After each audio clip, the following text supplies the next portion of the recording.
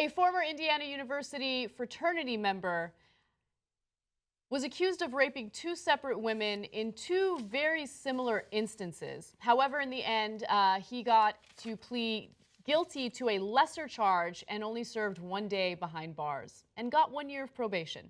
So this story is about John Enochs, and he was accused of raping a woman back in 2015. She went to the authorities and said that she was drunk. They were at a frat party, but she immediately went to the authorities and they examined her. She went to a hospital and they found out that she had lacerations in her genital area, right? Mm-hmm. Investigators looked into the case a little further and they found out that back in 2013, there were similar allegations against him. The cases were very similar in the way that they went down, how it all happened. So prosecutors decided, okay, well, we're going to go after him, especially because the victim from 2015 wants to press charges. Well, what ended up happening is they found out that there were some severe limitations to this case, which is why they told him that he could plead guilty, it's a plea bargain, to battery, which was a felony. And then in court, they decided to lessen that felony to a misdemeanor, which led to his 1 day in jail and 1 year of probation. Now, the limitations in the case indicated that the jury could not learn any information about the 2013 case, okay? So that's already a huge limitation. And obviously, another limitation was that just because she had lacerations in her genital area, that doesn't necessarily prove that he had raped her. Okay? Of course, yes. So in the end, even though there were two women who had very similar stories from two separate years, by the way, this guy got to plead guilty to battery, which was supposed to be a felony, and then it was even dropped lower to a misdemeanor, and pretty much got off. So, look, super frustrating. Now, part of it is because defendants have some rights, and this is partly why I was a conservative in law school. In my opinion, too many rights. And it's a very rare case where defendants have too many rights. Oftentimes it's the reverse. But they will often say, no, we're only talking about this case.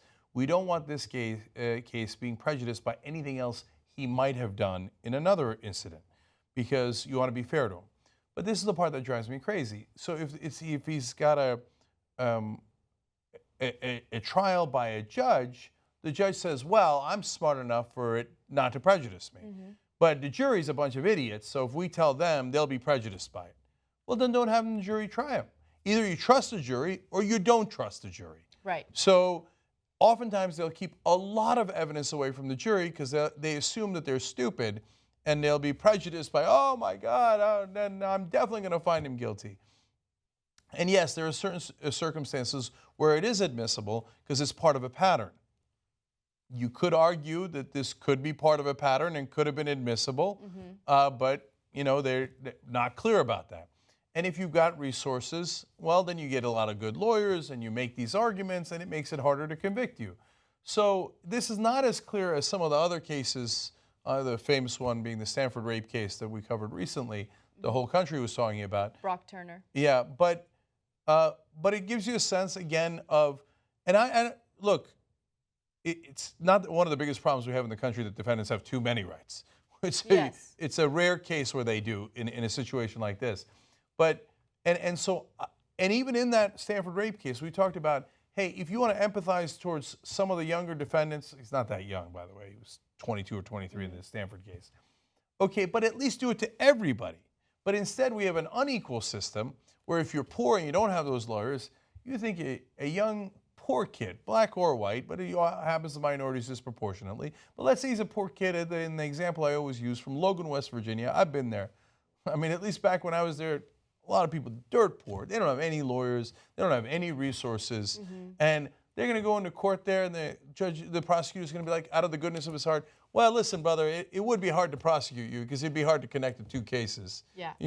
And, this and that. So I'll give you a day in jail. No, what they're going to do to that kid from Logan or from Brooklyn or Bronx or wherever is they're going to say, you're facing 48 years. That's what you're going to get, okay? So you better take this plea deal for 24 years, and you raped two women. You understand that? Oh, and they get him to sign, and next thing you know, he's going away for 24 years. But you got any kind of resources, 1 day, and you're out.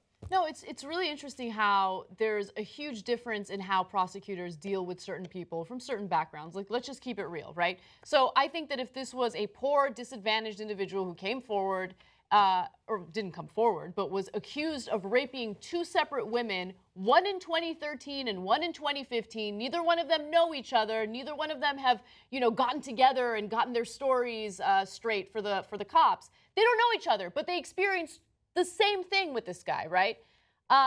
If a disadvantaged person was implicated in a case like this, there's no discussion about a plea deal. There's no, and the discussion about the plea deal would be very different. You're right. The plea deal would be, if you're convicted of these two rapes, you're going to spend 50 years behind bars. So why don't you just go ahead and plead guilty to raping them, and maybe we can get you, I don't know, 25 years. That's the way the plea deal would work if you're poor. But if you are, a fraternity brother with a good background, an advantaged background, and you look like this guy, John Enochs. Like, let's look at his picture. Oh, all-American boy. Like, that's totally fine. Let's go ahead and give him the benefit of the doubt and make it seem as though, it's going to be too difficult to prove that he raped anyone, so let's give him the ability to plead guilty to a lesser charge, which then turns into a fucking misdemeanor. I know they plead a lot of the cases because they got to go. There's too many cases not to plead them. But you know that you're not giving the same deal to the poor. So I don't need to get, them. I mean, our justice system in America oftentimes is brutal. The way we put people in jail for marijuana, we put them with we've reported cases where people got life sentences for smoking marijuana. Not if you're white, though. Yeah. If you're black or you're Latino and you get caught smoking marijuana, you're fucked. But if you're a wealthy white person, smoke away. You have nothing to worry about. Or if you're a wealthy black person. Van Jones had him on the show recently. He went to Yale. Yeah. He grew up middle class in Northern California, winds up getting into Yale, and he couldn't believe it. He's like, everybody in college is smoking pot. Nobody's ever getting arrested. You go walk down 3 blocks, it's an African-American neighborhood in Connecticut, they're all getting arrested. So Barack Obama smoked weed when he was going to Columbia, never gets arrested. Now he puts people in jail by the millions because he won't take it off as a Schedule I drug.